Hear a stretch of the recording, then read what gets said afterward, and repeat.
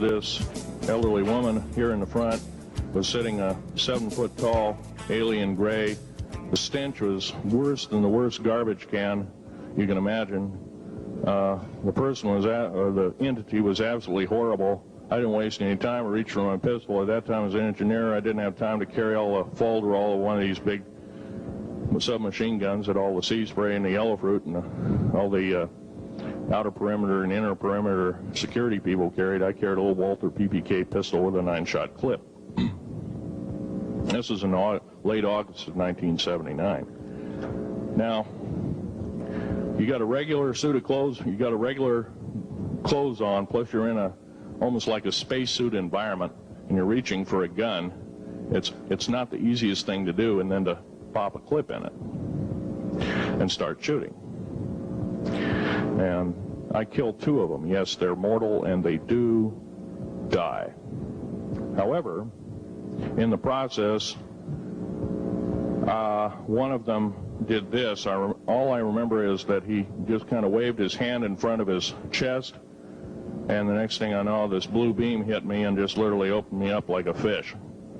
And burnt my fingers right off of me, and it was some form of electrical force, because the kind of like being hit by a lightning bolt burned all my toenails off of me, completely crispy crittered my left foot, burnt the shoe right off of me.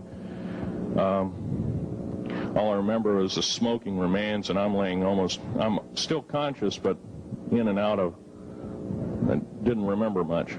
And there was a Green Beret that was right behind me that risked his life. In fact, he died. But he risked his life. He shoved me back in the basket and hit the button and took me up. And I wouldn't be alive talking to you today if it wasn't for him. I'm forever indebted. He lost his life. 66 Secret Service agents, Green Berets, Black Berets, crack troops lost their lives because the government, our United States government, lied, did not tell us anything about the alien threat. There's a war underneath there, and I'm talking dead serious. It's been going on since that time. Since late August of 1979, our military, the Russian military, basically the militaries of the world, have been in constant conflict with the outer space alien. The small gray, the large gray, the reptilians, the whole thing. There are 11 distinct races of aliens. 2 are benevolent. 1 had to leave here in a hurry because their world is under attack, both on the surface as well as underground. There, the Pleiadians. They're familiar. Maybe some of you are familiar with that. Would some of you raise your hands who've heard of Billy Meyer and some of the? Very good. About half the group. Well, Billy Meyer is one of these lucky people that they figured, well, he's kind of a simple type, we'll show him everything. Well, these are the benevolent aliens, and they've been here helping us. In fact, I have a picture, let me reach for it here.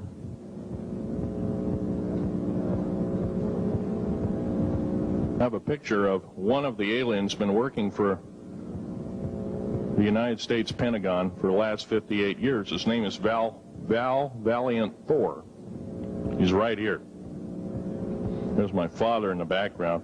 This whole place, the ready room of the USS Eldridge, Al Bielek has probably explained, or maybe even shown you this picture. There's a list of some of the notable people in it. They're all the atomic bomb scientists of the day, all the time variant experimentalists of the day, all the top physicists of that particular day. This was in August of 1943.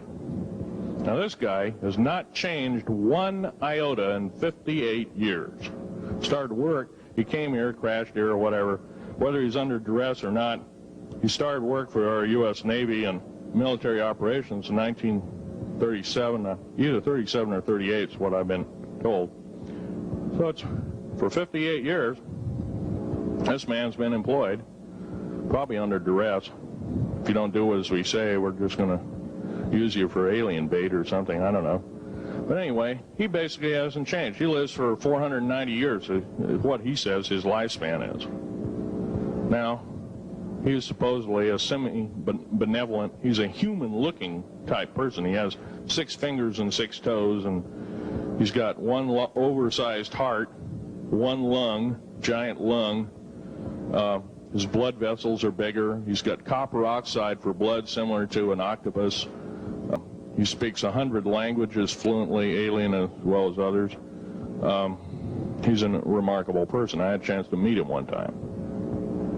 Now, by the way, he doesn't shake hands. He was kind of in a spacesuit, because all aliens, regardless benevolent or otherwise, they're carrying germs and diseases and bacterium in and on them that are deadly to us. If I were making policy, I'd quarantine them all, because how do we not know that some of our diseases like AIDS, Ebola, hantavirus, and a few of these other weird designer diseases, as I call them, are not made from the cadavers of some of these aliens as a biological weapon to use against the people of the United States? Well, I'm a tired American speaking out.